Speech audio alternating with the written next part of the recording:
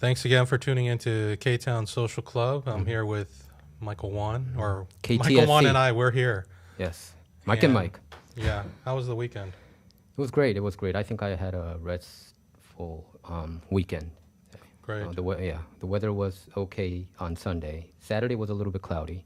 Yeah. I went to like a Star Wars event actually on Saturday. Because it was May the 4th be with you. And Oh, there was goodness. like a Star Wars bingo game. I didn't have to go, but I had to go because All kids. right. Yeah. Okay. Well, I finished Queen of Tears, and Your impression? It was all right. okay, fine, watch it. Yeah, why not? I watched the how do you say 짤방, The condensed the version. condensed version of it. I didn't watch the end part, so I don't know how it ends. Well, But the story is very odd and unique, I would say. And it brings about a lot of tears. No. It's about a yeah, girl it's who. not that. It's not that. Yeah. Yeah, it doesn't make you cry that much. Just a little. I mean, they hate each other. I think the marriage couple, they hate each other, and. Yeah. So you saw like 3 episodes. I think so. Okay, So, yeah. so does it go Right. way further? You got like they're 16. Then so much crazy stuff happens. Oh, 16. I think I watched all the way to 7, 8 around. And there, I yeah. watched 0, so watched I've 0? got nothing You're to gonna add watch here. after the election, right? After the election, come November. But anyway, Rocco 1540 is also here. Did you say hi? to He looks like he's slumping or falling Yeah. back, but he's here. But then also we're joined by a very special guest today. And Michael, why don't you introduce her since you Yeah, know her so pretty well? Grace Yoo, we all know her as the former KAC executive director because she was very active. I think you were one of my favorite sources because she always had an opinion. So there are people who are very difficult to comment or pull them out of their opinion, but Grace was always super opinionated, and she was one of the leading voices the past 15 to 20 years, I would say, right? Right, in the Korean community. Yeah, yes. and she ran for Los Angeles 10th district the past 2 times. This is her 3rd time, and now the 10th district includes the entire Koreatown region for the first time, right? And also we have Correct. to thank Grace Yoo for that too. She took part in the lawsuit against City of Los Angeles, right, Grace? So we have, without further ado, Grace Yoo. Welcome.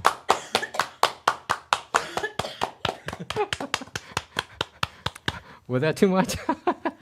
No. My apologies. My voice seems to be going. You seem to be too touched by my introduction. No, I mean, yeah.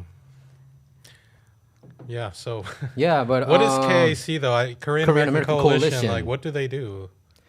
I think the first time I went there, I think KAC was the most active nonprofit organization in Koreatown to invite mainstream politicians, like elected officials, like Ed Royce or Brad Sherman, all sorts of elected officials.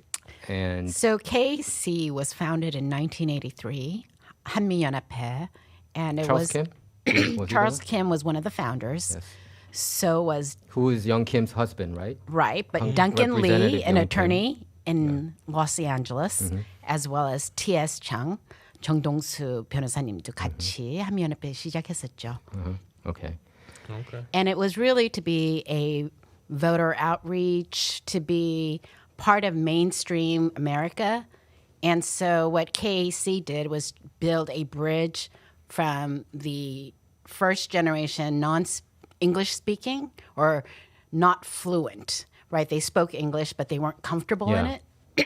To get to be able to access all of the services that the city and local government provides. What I understand is Representative Young Kim also started her political career at KAC as well as an employee, and later her and Charles Kim somehow dated and they married and became a political power couple. Wow. So there was a time when all of the Korean American judges in Los Angeles County were people who had been board members or advisory board members of the Korean American Coalition. So it has been a very strong and supportive organization to have Korean Americans be mainstreamed. Yeah. So I think KAC really they advanced a lot of Korean political empowerment here Yes. in Koreatown and also well as in OC, but especially here in Koreatown. Correct. I would agree with that. Would you like some water? There's no water. Yeah. Don't you have water there? I do. Oh. Yeah. Okay. No, I'm good. Were you saving it guys, for yeah. the? Yeah. So, can you tell us what your activity was during your term? How many years were you there as an executive director, including it being just an employee there? How long? A little over 10 years of service Yeah, to the Korean American Coalition as the executive director. So during the time, I helped establish the Model United Nations program, MUN Plus, and this was because our students were doing really well academically, Yes. but not able to actually have a conversation with adults, looking people in the eye, and therefore I knew that was a need in the Korean community. I also knew that having the understanding of which fork, which spoon, how to hold your knife, how to cut, all of those Oh, things. they teach those. You taught those. At KC, we taught table manners, Oh, etiquette. Oh. So it's like public speaking skills, and like you're saying that Absolutely. Korean American kids, they tend to be introverted. Are you trying? It's not that they're They're introverted. not good at communicating. That's why you wanted to implement this. I wanted to program? improve their communication skills with adults. Korean American students are not shy. They're very capable of speaking to their peers, but when it came to speaking to adults, it was a different story. And so once I started the Model United Nations program, and You started that one. Okay. right, MUN is a program that's been going on for decades and generations. However, in the Korean American community, it was not well known. And even in the LA Unified School District, the wealthier neighborhoods would have an MUN program. However, the local schools in KTOWN didn't actually provide MUN as an extracurricular. And so I was really proud and pleased to be able to bring that into the community. So UN stands for United Nations. What does M stand for? Yes, model. Model United Nations. Oh, okay, got it. Well, Okay. Yeah, and then Michael brought up earlier that you were, this is the first time District 10 includes all of Koreatown. So if I remember correctly, before Koreatown would be kind of split apart, different 4 districts. four Right. districts. Yeah, 1, 10, 13. 1, 4, 10, 13, right? Am I Correct. That is correct. And so in 2012, when redistricting was completed, we were able to get Koreatown in one state assembly district, one state senate district, and one congressional district. However, the city was a different matter, and so we went from 4 to 3. Now we're able to bring Koreatown into a far more unified, and I brought this map Can you for show it people to our- see. the camera? That's the entire Koreatown region, right? So this 10th district. up here on the northern portion is Beverly. Right here, where my finger is pointing, is Western, and this is Vermont. And if you actually go to About LA, right there, there's going to be a map. There you That go. one. There Yeah, you go. It's the same. Here. And what had happened is where you see the blue here, that Mm-hmm. is the additions into the district after the 2022 redistricting. Mm-hmm. And Michael was mentioning the fact that we had the redistricting lawsuit. It was Lee versus the city of Los Angeles, and it went up all the way to the United That's one of the constituents, right? Lee. Yes, Lee yes, yes. versus. Right. There were 5 other named plaintiffs, and I was a silent plaintiff in there. So we were able to go ahead and bring this lawsuit. It took 7 years to go Yeah, I through know. I all the remember system. that. I remember writing articles about it. What was For years. What was the law firm name? I forgot. It was wasn't it Kim Hyung-sun? Yes, was at one of the Aiken and lawyers? Gump. Aiken and Gump. It kind of brings me back. Right. And also Bird Morella. These were the 2 that were able to stand with us for the duration. And we're really grateful for Aiken and Gump and Bird Morella. We knew that we weren't gonna win. The Korean community weren't gonna win right off the lawsuit because it drags on years and years. Yes, I was, fully aware that it would take anywhere from 7 to 8 years, and it took all that time. But it came to fruition. Was it 2 years ago? When So, they finally did the redistricting. the and redistricting happens even without every- a lawsuit. They just decided to do that, right? Every 10 years, the city of Los Angeles is required to do redistricting. They can do more, so more frequently. So if they want to do it in 3 years, they're allowed to, but as a must every 10 years. Oh, they can do more. That I didn't know. I thought they Yes. they just do it No, every 10 the city years. is required to do it every 10 years. If they wanted to do another one, they can. And what was the disadvantage of being spread across all those districts, and what's good about that it's all in one now? When you are separated and don't have the voice, the numbers, the elected officials don't pay attention to you. When you have more people, then the city electeds pay better attention. The reason that so many city council members wanted a portion of Koreatown is because they wanted to come into Koreatown get and money. get money. Exactly. So is it true that Koreatown's nickname, I think it's an infamy, but is ATM machine? It has been I in heard the a lot of past. politicians have been saying Koreatown is an ATM machine. Which politician? I can't name it, but there have been It? some Okay. non-Korean politicians would say it's an ATM machine, right? Right. Grace? Right. It's a shame, but now we can keep it in our. we can do. Does it mean that we can keep it to ourselves now since KTOWN is in one district? There are probably that I shouldn't say that. I mean, of course, we shouldn't just vote by our race, or they should vote for whoever they agree most. But race does play a big role in politics. So I'm just saying. Well, where you get your money from and where you vote and how you vote are all very different things. So I didn't even see it that way. Okay. And there were also some politicians and some people in city of Los Angeles during that redistricting controversy that, hey, Koreatown, it's actually an advantage to have all Koreans split into 4 district areas. That means that you can have voices in 4 areas. What do you say to that? Unfortunately, that's not true. If you're a minority, there's a reason minorities are called minorities. When you don't have the numbers, if you don't have the dollars, if you don't have what you need, having small numbers means you get ignored. I know. So I remember the Korean Americans, I think you remember too, who are proponents of having those Koreatowns split into 4 district areas. Do you think they should apologize to the community, or do you think we should always kind of hold them accountable or hold some grudge towards them? You've been having holding some a battles. grudge- You've been having some battles regarding this too. Holding a grudge does nothing to move us into a position of power and of better service to the community. Holding grudges just wastes your time and energy.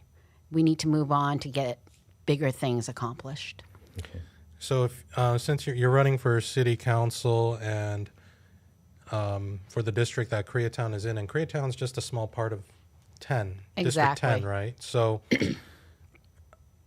since you are going to win, when you win, does that mean you're like the top government person of Koreatown? I think what it will mean is people in Koreatown will be excited to have a Korean American represent the largest Koreatown in the United States, numbers wise, size wise.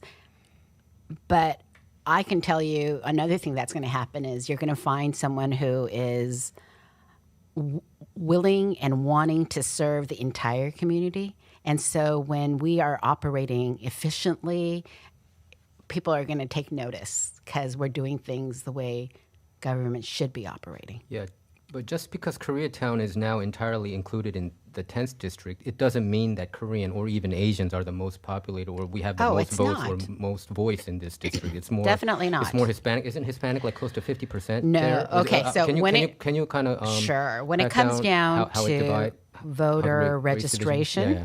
there's approximately 141,000 voters that reside in the city. 141,000. There's about 260,000 people, and the other 120 that are not registered are either under the age of 18 or they are not U.S. citizens or they chose not to register to vote.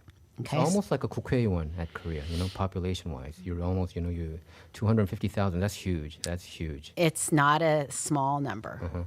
So with that, with the 141,000, the voter registration makeup is 30% African American, 30% Latino, 27% Asian. white, White. and 13% Asian. Oh, so Hispanics and African Americans, they're pretty much the same? Yes. I always had the under the impression that there's more Hispanics. So I like said this Koreatown is also voter a Hispanic. this is voter registration numbers. There may be more Latinos in the district, but I'm just talking about Okay, just registered by voters. going by hard numbers. Got it. And Asians make only 13. Wow, Correct. we're really outnumbered. Just because we thought Koreatown would come in, we thought it would. Many of us assumed that it would be a little bit easier to have our own councilman, because we had Korean American councilmen before, like David Ryu was for CD4, and now we currently have John Lee at the Valley, CD12. But I think Korean Americans, they all wanted a Korean American councilman in CD10. You know that. I mean, CD10 was really important because Koreatown is the heart of Korean community. We've had Korean American candidates running in CD10 prior to my ever running, as well as other districts within our 15 city council districts. So it's not just Koreatown or just CD10. And in fact, the boundaries have changed,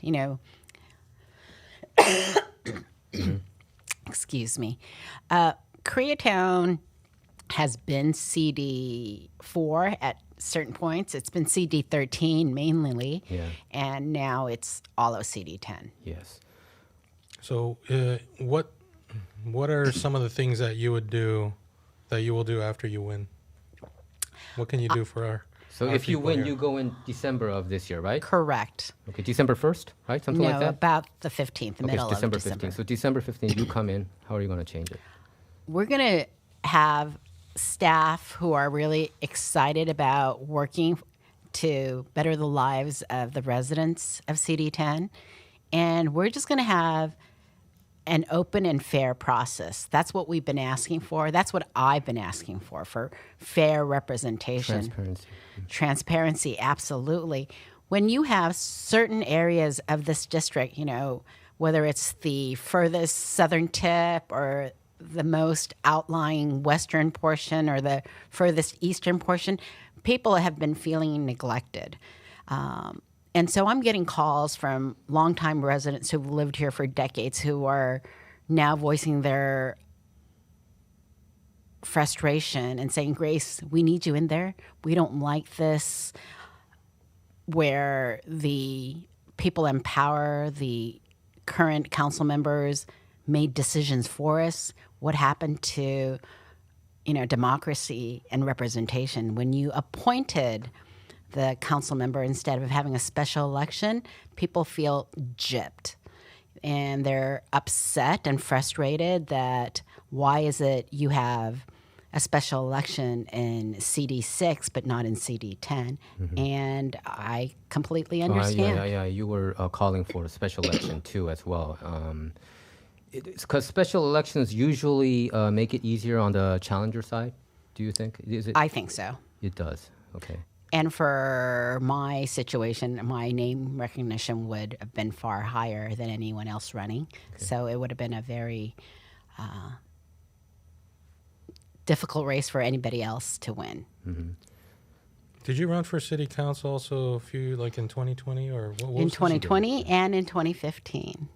2015, you came in very late, right, in the race? I did, but 2015 is when I ran up against the council president. Herb Weston, Mr. Herb Weston, right? Yes.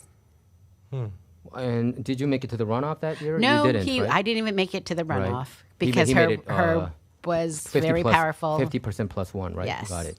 Okay. I remember you ran late. I mean, what was your thought process then? Why did you jump in late? Why didn't you do it earlier if you wanted to go against such a powerful Los Angeles power figure? Some people even argued that Herb Weston had even more power than Los Angeles mayors. You certainly heard about that. Right. I will tell you, I ran in November of 2014 because there were actually other candidates, Korean American candidates, who said they were going to run. Also, they were kind of like They were- yielding each other. They were yielding. sort of saying we're going to run, and I realized late summer that they hadn't made it official, and so I need to clear it with them and say, okay, if you're not running, please don't run. I cleared the field for myself so that we didn't have 3 Korean Americans running. And we heard a similar story from David Kim, congressional candidate, because he also said he jumped in late because he also heard there was another Asian candidate or Korean candidate, so he was kind of thinking that he would jump in, but he didn't. So he also kind of.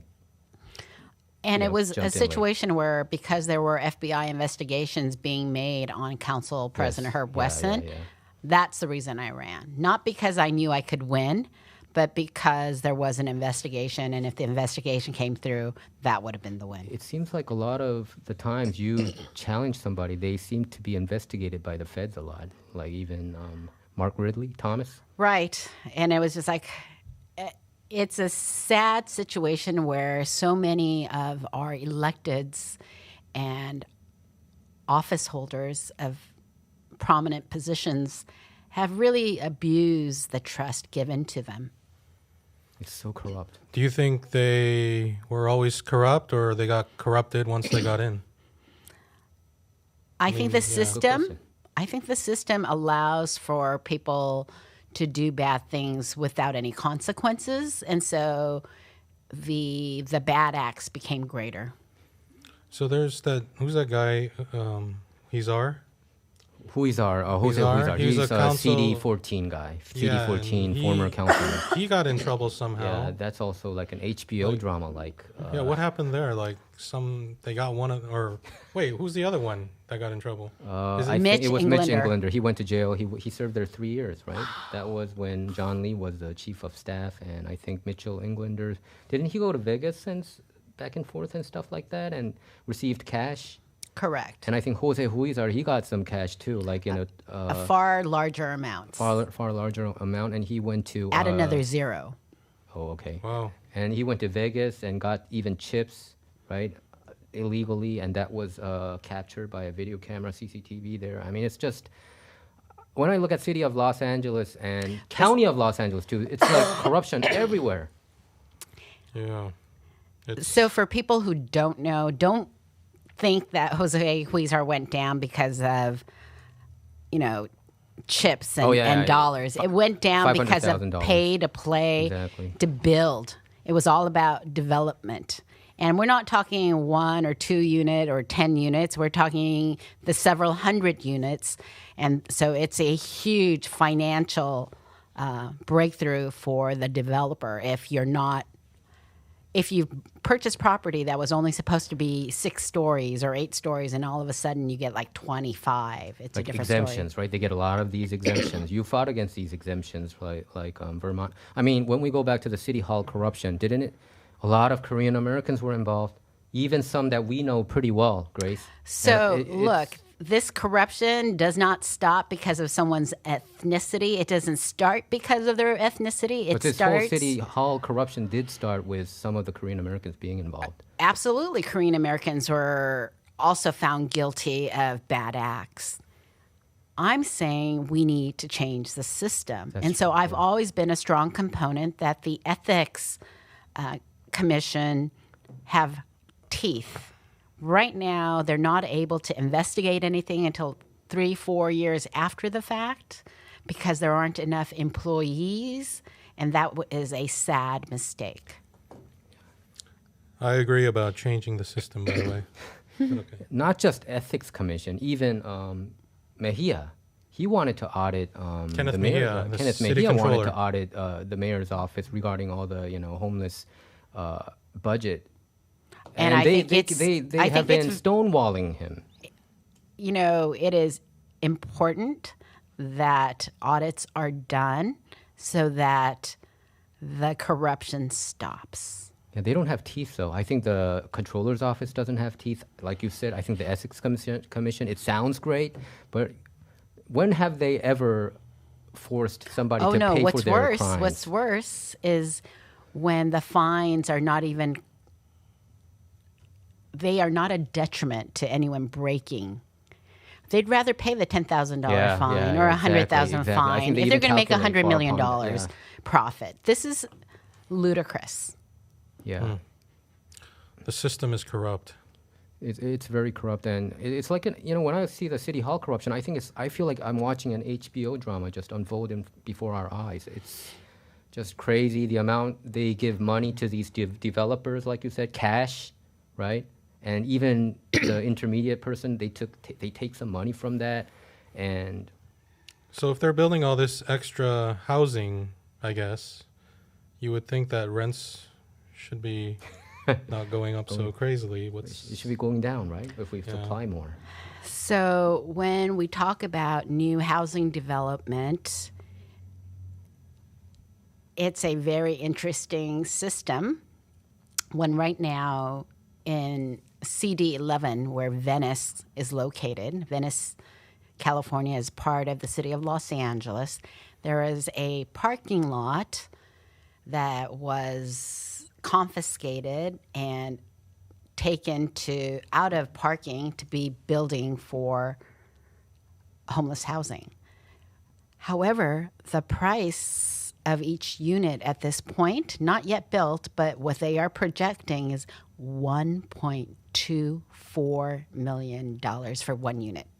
$1.24 million for Yeah, one one unit. and a quarter $1 million for one unit of housing. That's about 400 square feet. 400 square feet. Tiny little studio apartment Yeah. thing is $1.24 $4 million, That's pretty which- ridiculous. Absolutely ridiculous. This is not going to solve our homeless problem. No. So Even homeless shelter, they say one unit is $830,000. I mean, what can we do about this? How are you gonna go in and fix it? Are you gonna persuade the other 14 council members and say, hey, what let's I do always say when people let's have say, the feds Grace, come in you with something?" need 7 other people to vote with you, right? You need 8 out of 15 to vote to move the something majority, along. right? 8 out of 15. Would be the majority. I would say I will offer pilot projects so that we can do things. The entire city doesn't have to do what I do, but I think we can come up with ways in which it makes sense. For instance, when people are evicted because they are planning to build a new affordable housing complex, where are these people supposed to go? So let's say it's a 4-unit or a 10-unit building, and they're now going to build 80 units or 150 units. The folks who were moved out from their rent stabilized ordinance units, RSOs, they are paid to move. And if you've been there, you can easily be paid $25,000 to move. Problem is, it's not even going to keep you housed for 1 year with $25,000. When you're paying $600 currently for a 1-bedroom and you're going to come back and you have to pay $2,200, this is not going to work. And where are these people supposed to go? In the meanwhile, what would I like to do? I'd like to have an apartment complex where people can live while the new one is being built. Now that is giving someone a real opportunity to move back in. Currently, when they say, oh, well, they will be offered the first right of refusal. But the reality is you've had to move on with your life. This thing isn't going to be built for 2 to 3 years. Where are you supposed to go? Yeah. You've got to uproot, send your kids to school, find a new job, or all sort of things happen when you have to move. So we need to think about the people that we are forcing out of the low rent. Mm-hmm.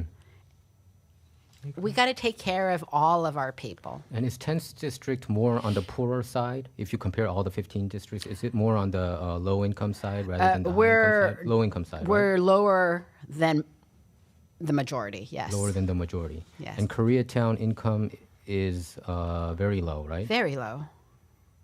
Like among Southern California, it's even lower than Compton, some of the South LA districts. When I Could saw be. yeah. Look, we have such a high population. The density in Koreatown is incredible. Visually, this portion right here has about 120,000 people. There, Here. that area, only This. that area, Right here. 120,000. The head of CD10 has That about area. 120,000 So people. WCKNC area. Right. Wilshire. Right. And then- Center, Koreatown. And then the rest of the body, if you take that map up for everybody, and it goes even further down, has 140,000 people. You see, So it's super populated around the Koreatown area. So this section right 120,000. here on the That's screen, this 120,000. says how many? 100,000? about 120,000 people there. 120,000, and then the The rest this of the entire part area is body, here. the body 140,000. Yeah, this part has here. about 140,000 Wow. people.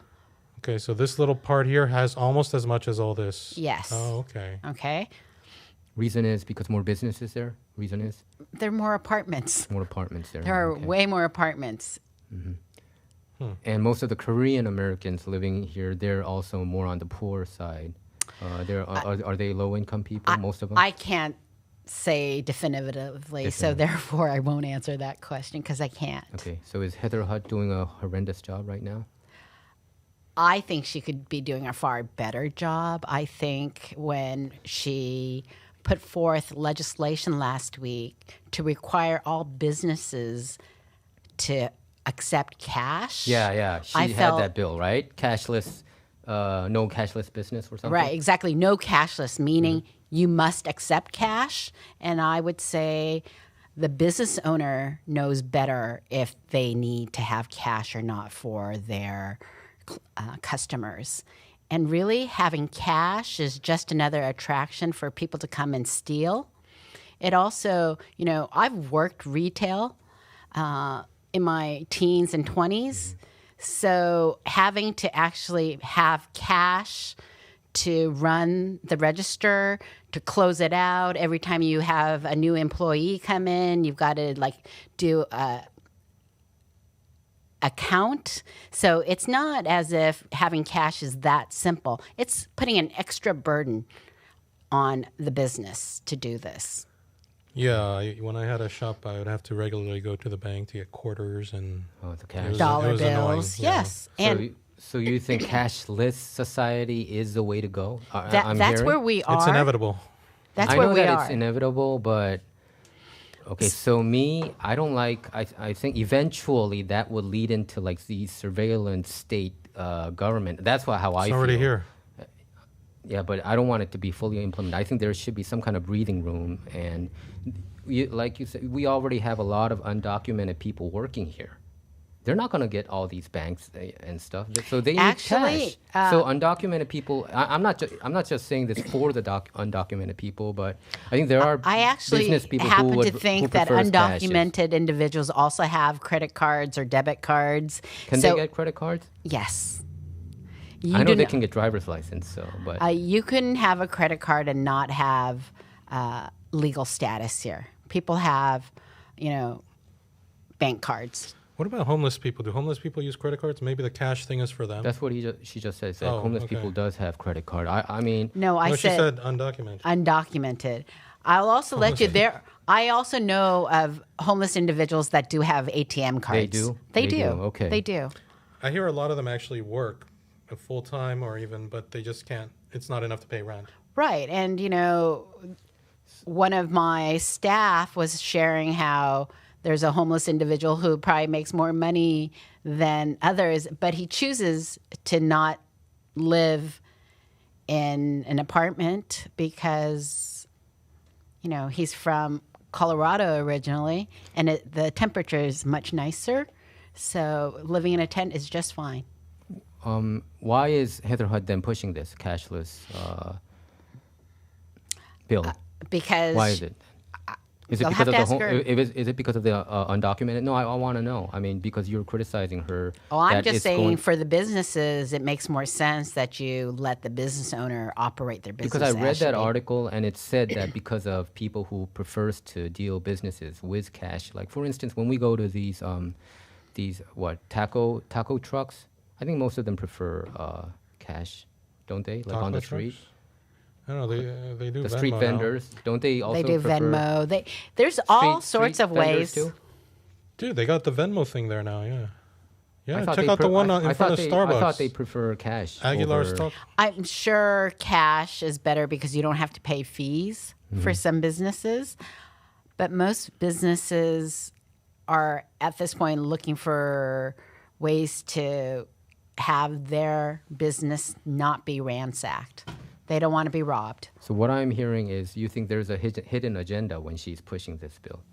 I don't know what you're hearing. I just No, said. I mean, because since you're against it, I thought, I thought this was one of her few good ideas.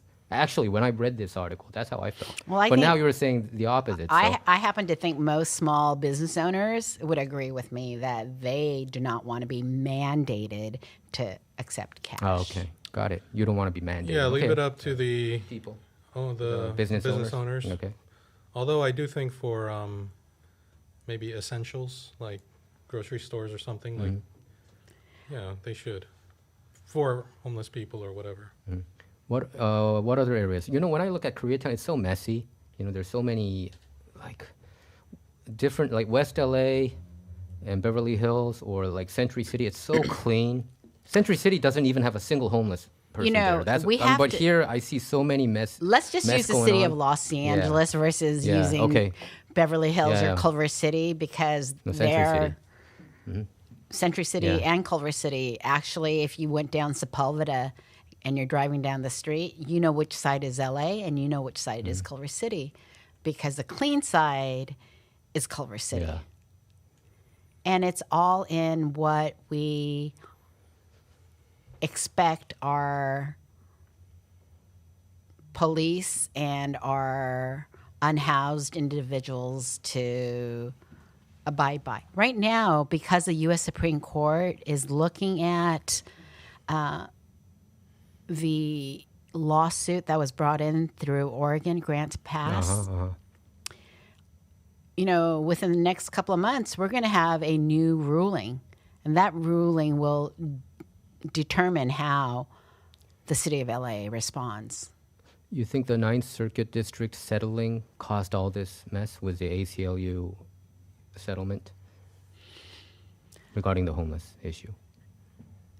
We shouldn't have settled in the first place and gone all the way to U.S. Supreme Court, and then it would have been decided from the Okay, get-go. you're saying things that are really kind of confusing for me because who settled? The Ninth Circuit I didn't think settle. ACLU side settled with the Ninth Circuit. That's what I understand. Okay, and this is where I'm having difficulty because the Ninth Circuit is the judge, right? So ACLU would have to have an opponent or someone that they're supporting. It's not like they. Yeah, you've got to I got frame. it. I think it was LAPD or before the Ninth Circuit. I think they settled to leave the homeless as long as you make the homeless shelter, then you can remove their personal belongings. So I think the case was sitting on the Ninth Circuit District. So Yeah. So I think the plaintiff was probably LAPD, and I think the other side was ACLU. So it was between, but I don't exactly. Okay. Yeah. Because all of this is so convoluted right now, the only thing I will say is that the U.S. Supreme Court's decision, So yeah. Yeah, I'm very confused. which will be coming out shortly, will determine how cities on the West Coast will deal with people who are unhoused. You don't know about the ACLU settlement that was done around 2002, 2003, around that time? I'm not sure exactly what you're referring to at this point, so it would Because not that be has smart for me been to. one of the biggest issues that Richard Kim was raising when he was running for city district attorney, Los Angeles city attorney. He said that was the main cause of these homeless people on the streets that police can't enforce to remove them because you can't touch their personal belongings. And I think that was an ACLU settlement that they did with, I don't know exactly who. Okay, with so who, every but- time you say settlement, I just kind of go. Oh, no. So if we want to have that agreement, yeah. If we want to have this discussion, why don't we be well prepped for this Sure, discussion, sure. but I think at this time it's not going to work got for it, us. Got it. So you think the homelessness issue it's going to be settled by the U.S. Supreme Court? That's what you're trying to say? No, I'm saying that the U.S. Supreme Court is going to make a decision, and how we respond as a city and all the other cities will incorporate what the Supreme Court's decision says. Okay, great. Now, on your website, I checked out your issues, and the first one on the list was keeping us safe. My top priority will always be public safety, residents, business owners, and those who visit. Could you go more into detail on this? Like, because I don't feel as safe as I used to say, I don't know, 15 years ago in K-Town. No, absolutely. People are not feeling safe. And it's not just here in Koreatown. In the southern parts of my district, there are street lamps that do not come on. Wow, okay. Right? And don't forget about the grandma who was walking on Wilshire and Vermont, and she was just beaten up. Luckily, Captain Ponce was driving and saw this and was able to arrest the perpetrator. And from what I hear, the perpetrator is still being held and was not released. The perpetrator was 55 years old. The victim was 80. I mean, an 80-year-old grandma walking, doing nothing, and being just pulverized. Here in Koreatown. Here in Koreatown. When was this? I don't. It was in the month of April. It was within the last 3 weeks. I don't Oh, know okay. about- You knew about this? I was researching the Ninth Circuit, actually. Because here It- it, it's- says... Or beyond? Yeah, because here it says Ninth Circuit Appeal Court decided that, Okay. the homeless issue. Because I can't believe that you don't know about it on the Ninth Circuit. No, I know bits and pieces. I'm not Yeah, feeling I mean, we well talked versed about to this talk all about the time. this. The legal precedent in a 2018 Ninth Circuit Court of Appeals ruling, that which Google? says that people camping in public cannot be forced to move unless the city has shelter available. This is the ruling Right. that caused a lot of Oh, homeless. no, I we know, talked but about it there- all the time. But I'm not up to speed. I can't remember. Was it 60% or 80%? Because you were saying There's- that you don't know. I mean, so that caught me off guard because I thought that you would. No, because you're phrasing it in a way that's not accurate. I'm sorry. No, 2018. what was not accurate? What was not accurate? No, I said the 2018. Appeal, anyway. Ninth Circuit. I even remember the court. Ninth Circuit. Oh, I know Court it's a Ninth Appeals Circuit. And then ruling. do you remember I the didn't name know, of the okay, judge? That part I didn't know. The settlement part I didn't know. But I mean, since we're talking about homeless issue, this always Isn't comes it Judge up. Carter who That I don't know. had That I that don't know. ruling? No, that I so don't it know. isn't that I didn't read it. It's just that I No, like to be because accurate I when I read- speak, I- especially when it's being publicized. No, because I remember media? this specifically because Richard Kim has been talking about this all the time. Every single press conference, he was talking about the homeless issue, and he was blaming the Ninth Circuit pretty much. So now you're saying that it's going to be settled in U.S. Supreme. I mean, so yeah. But, I blame homelessness on poverty. Anyway, yeah. okay. So, You blame homelessness on poverty. I kinda, would also yeah. say that we as a city are not building enough affordable housing units. When we don't have affordable units, people are going to become unhoused. Even people with jobs. But the rents are going up. Exactly. The rent is too damn high, as people are saying. And I agree. yeah, it is know? too high. I mean, there's like individuals or even corporations that can own like thousands of units of housing, and they can. To me, it seems kind of, I don't know, immoral for a small, concentrated group to have so much control over what is a basic human need, that is housing. Like when I see and hear about companies like BlackRock buying up entire neighborhoods and how they don't want anyone to own homes, they want everyone to be renters.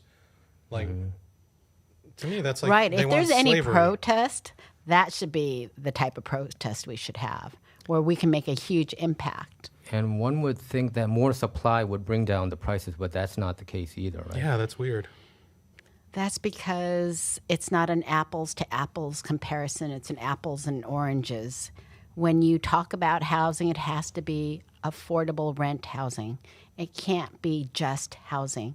And the way the state has gamed the system, it's just been about building more housing, not building low rent housing.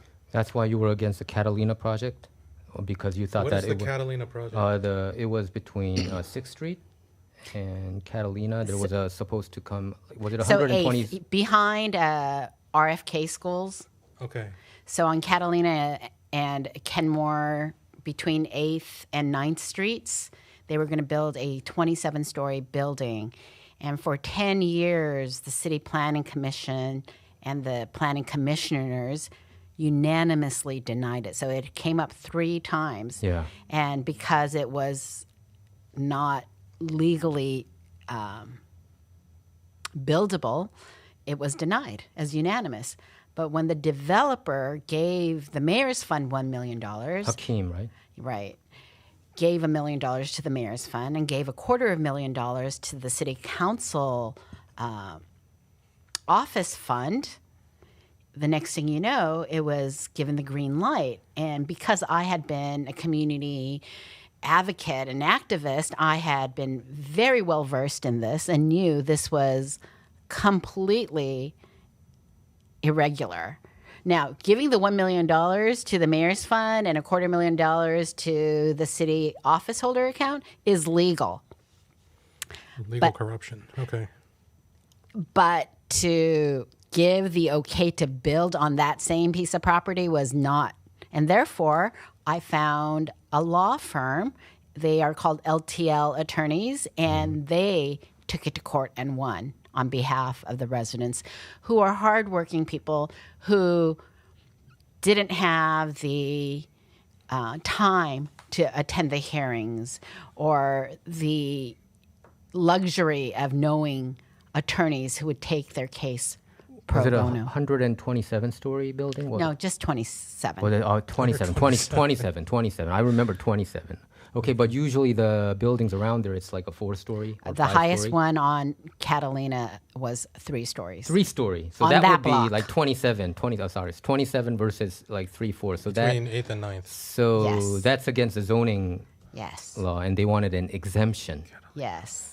And what I understand is the planning commission unanimously were against it. Right. but 3 different sets three of different sets. But then City Mayor Eric Garcetti got a whole bunch He of money, vetoed it. and he vetoed it. Overrode the whole thing. yes. And then what happened? How did? And so then the city planning says, okay, well, the mayor says it's a green light. So the city planning all changes their reports. And some of the reports still didn't have the no, and as if they needed to negate the no. They didn't negate it. So the actual Wait, when you say change their report, does it mean that they had to rationalize? Why yes, they had to rationalize it. And I was just like, That's this ridiculous. is exactly. That's why. And people are like, oh, Grace is so anti-development. I am not anti-development. We have more than 100 new or rehabbed buildings that went up in CD10 in the last, More than 8 100? years. More than 100. I said no to 1. And I am the big anti-development, which is so not true. There was a development right next door to my parents' house where I live.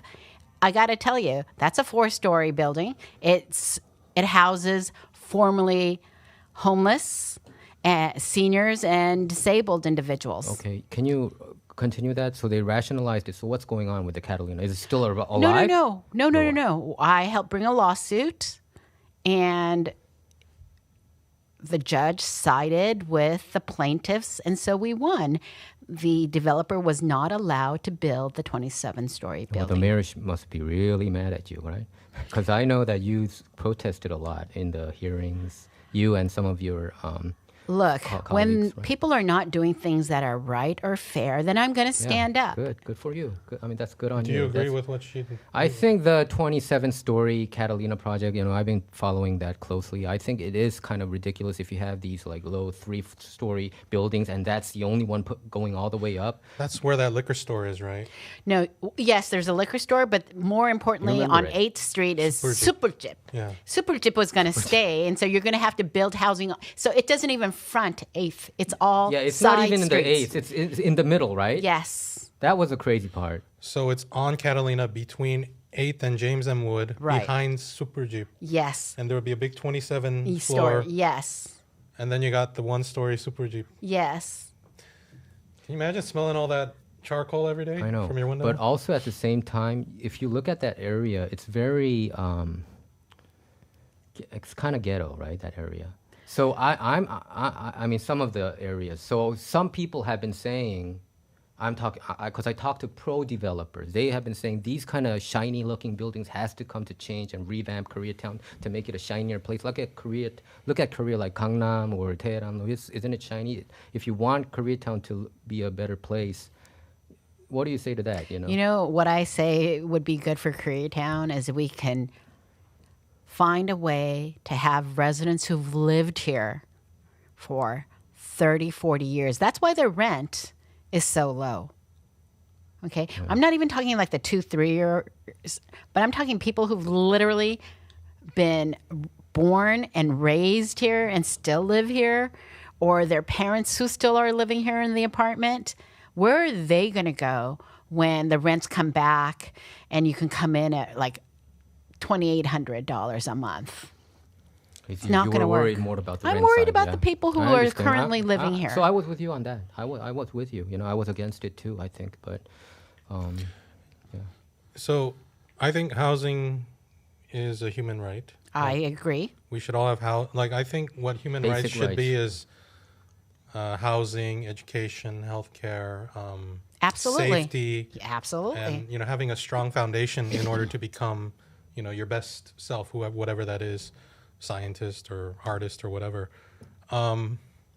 Is it possible, I thought we have so many homeless here, we have a lot of people who don't have work. Is it possible we can engineer things in a way where... I would love to emulate the New Deal, right? That's what you're talking about, where we actually hire people who don't have jobs so that they could, earn money and get their dignity back. So I'm all for that. Whatever we can do to help people get on their feet is the way I would like to govern. Can we hire all the homeless people who want to work to build the housing?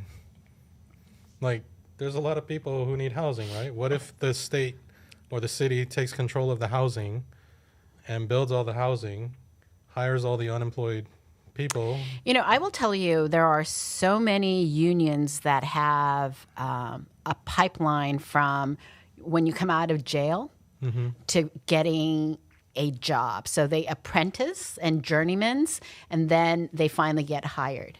I know of a few who've come out, served their time, and needed a way to earn a living. And now they're, working at a union job, doing building trade type work, helping with housing. People can find good paying jobs. It's not even a job, but good paying jobs. Yes. Homeboy Industries is one of those places that hires. Absolutely. But so do a lot of the building and trade to build the housing. Do you know about the modular model? Yes. Do you support that one, the modular model? I'm fine with modular because it would make the cost of housing less expensive. Yeah, but it seems like the city was pretty against it. So I was wondering, why are they always against these kind of cheaper, more cost-effective Well, maybe the guy models? who builds the 1.24 million units is like, hey, you can't build that for under 100,000. You got to build this one, right?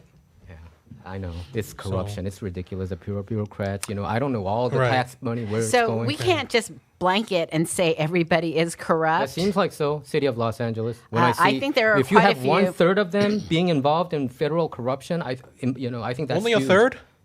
Okay, so to you, they were ahead of it. I think it's really corrupt. City of Los Angeles is probably the most corrupt city in America. Michael, you're only saying things I've been saying. I attend functions throughout the U.S., and when I talk about the corruption at the city of Los Angeles, they kind of looked at me as if I were just like, gosh, Grace, you can't be right. You're stretching the truth. But let me tell you, when we had so many of our electeds in the last, 4 years, 3 of them falling like this, I got a bunch of phone calls and texts going, Grace, you were a truth sayer. I was just telling people what is happening. No one wanted to believe me. Yeah. Do you still consider yourself an outsider? I am an outsider. Oh, you don't? Why don't No, you no, no. I'm consider just Grace asking. an outsider? I'm just asking. No. I'm just asking because she's been involved. I mean, in this political scene for like 15, 20 I've years. been So politically I engaged see since I was a people- yeah, teenager. so like, you were right. Like probably. You were the outsiders of outsiders. You know what I mean? Like very Yeah, vocal. because so I there were don't a lot like of city corruption. officials, and I'm wondering whether if you go in, there's going to be a lot of political enemies that you already have from the get-go, right? If you go in, and would you I be able think to like? if work you've with noticed, them? everyone who goes in seems to be able to get along with the others.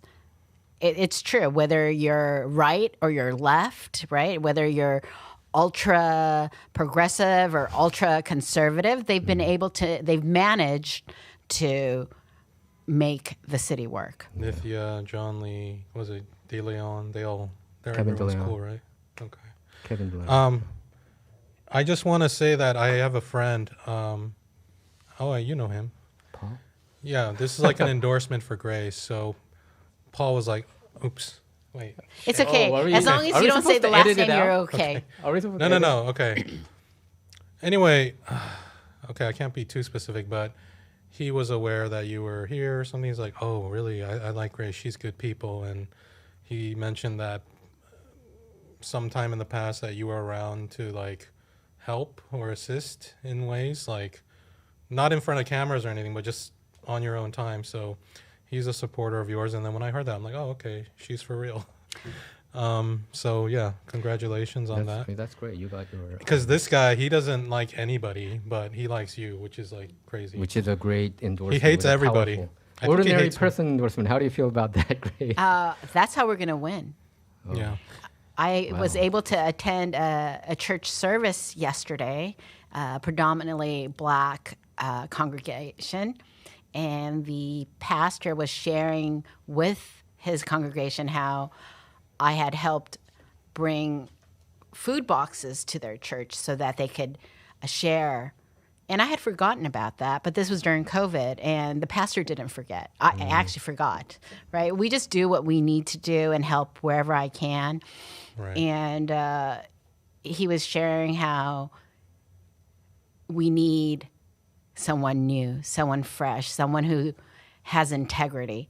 And I am so blessed to have his endorsement. Great. And I'm so excited that more and more people get to meet me on this campaign trail. Right. And it's been 10 long years, but we're on the right path, and I see victory in sight. That's great. I'm really rooting for you to win. I'm rooting for you and also David and John and everybody. And All the Korean American. if you want to find out more about Grace's campaign, you can go to her website, graceforla.com, and you can learn more about her, endorse or donate, all that. And we don't have much time, so I wanted to just ask you some personal things. Like, did you grow up in K-Town or? So when we first came to the U.S., my family, in 1974, I was a 3-year-old toddler. Oh, so you were born in South Korea. I was born in Incheon, South Korea. Incheon. Yes. Okay. And I'm K through 12 LAUSD, graduate from John Marshall High, local. We lived in Koreatown for the first 2 years. We started out in a studio apartment for like the first 3 months and then moved to like a 1-bedroom. And ultimately, by the time I was 8 years old, we moved into a house in Atwater. Atwater Village now, but at the time it was Atwater. Why? Right. Because my parents wanted my brother and I to go to John Marshall High School, which was an academic, John Marshall High School. Okay. And high then, achieving school. and then after that, you came back to K-Town? Or? And when I was in K-Town, it was for church every single Sunday, right? Mm-hmm. And sometimes it was Friday, Saturday, and Sunday. But I came back to Koreatown to work in 2005. I was a board member for nonprofit organizations through the decades, but my work in K-Town at Hamianapeg Korean American Coalition started in 2005. That was when your prominency happened, right? People started noticing you when you started working from KAC, became a public figure. Right. Okay. And then, okay, so you lived in K-Town for a couple of years when you were 3 to 5, I guess. Right. Then you moved to Atwater later on, and then you came back to K-Town around 2005 for work, and never left. you haven't left since. I mean, K-Town girl. K-Town has changed a lot Yeah. since then. I remember when Wilshire Western, there was just a lot. Remember? Definitely. No, I remember when it used to be Karlsmarket. Karlsmarket? Yeah. Do you guys not remember this? Was It was this the 70s? KAL. Yes. It's the 70s. Okay. You're like, it was before I was Yeah, born, yeah, Grace. I wasn't- Yeah. I He wasn't was, around. And he was you born. practiced family law? So I when was you a were children's where? attorney. Children's attorney. So dependency court.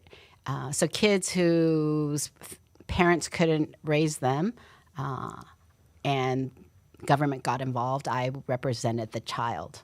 Oh, the child. I represented the child and the child's best interest. Child's best interest. And then I went to Washington, D.C. I did that for 2 years and went to Washington, D.C. for 5 to be executive director at the National You were Asian in Pacific Washington, Bar D.C. for 5 Association. years. Yes. Oh, And not okay, just cool. not just in LA. You went all the way around. Yeah, you know, I did 1 year of clerkship in Santa Clara County, which is San Jose.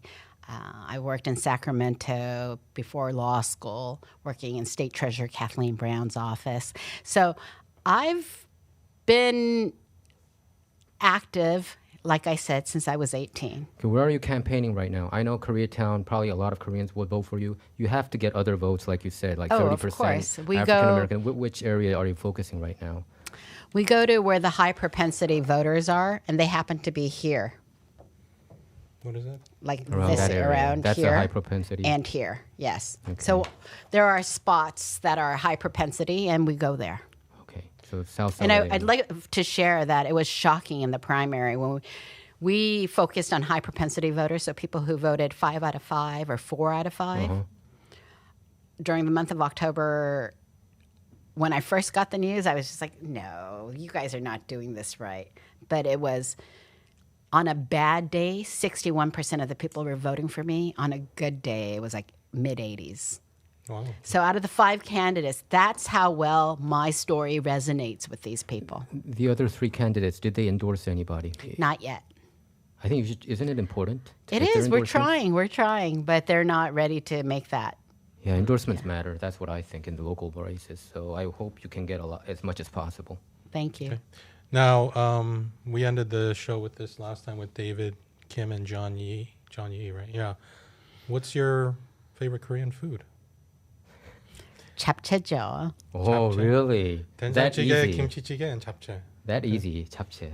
Okay. I had some today. You have favorite? Really? Okay. You have some favorite spots in Koreatown that you like or you recommend? Like, what are your places to go? You know, that all depends on, are you a mood. vegetarian? Are you a pescatarian? So it all just matters on what the person likes. Omnivore. You eat everything. If okay, I eat pretty much everything. What would you recommend for me? So, you know, are we going just the 2 of us? Are we going to go like 4 or 8? Oh, it I know, it's depends. really, The honestly, 3 of I us. could, But he doesn't eat fish, though, right? Just- Do you want to edit that? I want. all right. Come on, tell us where. Where would you bring us? how You about, I want to go. how about I'll invite you guys over to my house? Really? Oh, Really? cool. A special treatment like that? 잡채 잘 만들 수 있어요. Japchae? Okay. Japchae. Oh, you like japchae. You really like japchae. Do you like jjajangmyeon? Sure. It My seems fa- like not her favorite, though. Yeah. You would jjajangmyeon's- rather have jampong over jjajangmyeon, right? Probably. Yeah, that's what I felt. Yeah. Oh. I'm a more jjajangmyeon person. Yeah. Yeah, we go to what's it? Yeongyong, Yeongyong. Yeongyong. We saw Bobby Lee there. You like Bobby Lee? No. Okay. You know, what do you think about Bobby Lee? I want to know your opinion about your entertainment tastes. Bobby Lee, as in the actor. As in the actor Comedian, slash comedian, actor, stand-up comedian, you podcast. know, who had a podcast, yeah. I'm not that familiar with him. I only know his stuff from the old school stuff when he was making How about Margaret fun Cho? of. Margaret Cho. Mad TV. Mad Oh, TV. not even Mad TV. Remember when he was always doing the North Korean dictator one? That's Yeah, what that I was know. on That Mad was TV. on Mad TV. Okay, so I don't know. See, that's how much. How about Margaret Cho? Is she on anything No, anywhere it's- these I think days? she's just stand-up don't now, know. I think. Yeah. Yeah. Hey, maybe can you get their endorsement? Bobby Lee, Margaret Cho. I think we have to be more current, like Daniel Day Kim, Daniel Day Henny. No, Daniel Day Kim is Grace also a Park. little bit, right? Who's the other ones? Aquafina, who at one Aquafina. point Yeah, why don't you lived try to in. get her? It would be nice. No, I'm telling you, Bobby Lee is superstar now. Is he? He's got like millions of fans because of his podcast. He does shows, tours all across the country, and they're like all sold out. Wow. He's super popular now. I think we gave him an award one year when I was at KAC. Oh, you did, and he showed up? And he showed up. Did he act normal? Yes. He was Okay. very normal. He's always just acting. I know. then. Okay. But it seems like it's No, because when I saw him at the restaurant, he was on a date with somebody, and he was like right behind me the whole time. He was, putting on a performance. I don't know. I was like, is he for real? Like, I guess It that's- seems like Joe Rogan really seems to like him, right? Yeah. Anyway, I guess that's really him. Anyway, yeah. I hope you can get his endorsement because he's super popular now. Wow, Bobby Lee. Who Yeah. would have known? Who would have known Who that would've he would known, yeah. blow? A You know? podcast. He was funny though back in Mad TV. I remember that. Oh, he did a really good job. Yeah. Okay. Do you have any final Final thoughts. words? Yeah. thoughts, Statement. If you're tired of how the city isn't working, I need you to come out. I need volunteers. We can make a difference. It's always just a handful of people. I'm all about Margaret Mead's quote. It's a handful of people who put their time in and make the difference. It only takes a handful. And I know I've got more than that handful. I'd love to have your support as well. Please come, join us. Let's make that difference. So Okay. Grace4la.com. GraceForLA.com. Grace, you, thank you very much for coming in. We support you. I do. I don't know if Michael Yeah, I mean, knows. I have been supporting her Okay. since We her s- first we- time around. We support you. Second. Thank and you, third Michael and time. Michael. Yeah. And yeah. Yeah, I mean, Yeah, yeah, that's I it. mean, you're going against a big timer. You know, I mean, Heather Hutt herself is not, but she worked for Kamala Harris. The right? endorsement She has a is- lot of connections with DC people. So you're going against a monster here. It's like David versus Goliath, and you're the Well, David here. So I feel I've ran up against Herb Wesson and Mark Riley Thomas. That is I know. true establishment. You always go against the hard ones, the biggest political powerhouses. Yeah, if you want to go fight against, I guess, LA Deep State, I guess. Yeah, you LA agree? Deep yeah, State. If you, There Grace, is an LA Deep State. Grace Yoo is fighting against the Deep State. the deep state of LA, and she, yeah, it's like David and Goliath, and you know, David won, so Grace will win, and she will do better for us all. Okay, All right. so thank you for coming in. Thank All you. right. Good luck, Okay. Grace. Thank you. Mhm. All right.